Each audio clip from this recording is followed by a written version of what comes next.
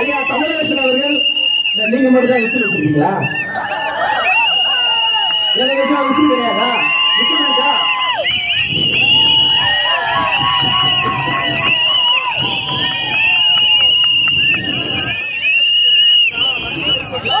Whistle சத்தம் கேட்குதா?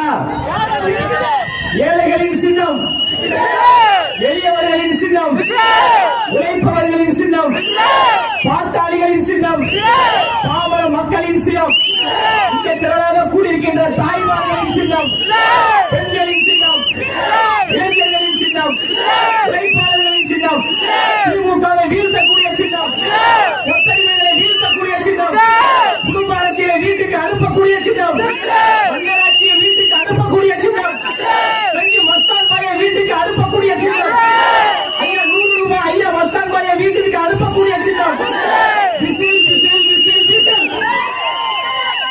விஜய் என்பது 3 எழுத்து, விசில் என்பது 3 எழுத்து, வெற்றி என்பது 3 எழுத்து. இந்த 3 மாதத்தில் வரலாற்று சிறப்பு மிக்க ஒரு வெற்றியை அண்ணன் விஜய் அவர்கள் உருவாக்க போறார். உருவாக்குவீங்களா? இங்கு திரளாக கூடியிருக்கின்ற தாய்மார்களுடைய அன்பையும் ஆதரவையும் பெற்ற ஒரே தலைவராக அண்ணன் விஜய் அவர்கள் இருக்கிறாங்க. மாவட்ட செயலாளர் சொன்னார்.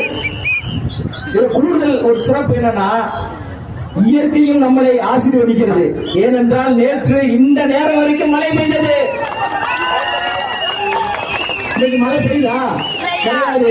இயற்கை நம்மை ஆசீர்வதித்துக் கொண்டிருக்கிறது. கூட்டத்தை சிறப்பாக நடத்துங்கள், தீயசக்தி திமுகவை மக்களிடம் அம்பலப்படுத்துங்கள் என்று எங்களை வாழ்த்துகள் என்றால், வானத்தில் இருக்கின்ற நட்சத்திரத்தை எப்படி எண்ண முடியாதோ அந்த விஜய் அவர்கள் முதலமைச்சராக எந்த கொம்பாதி கொம்பனாலும் தடுக்க முடியாது.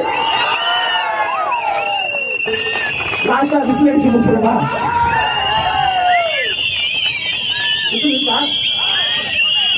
போடு, விசில் போடு.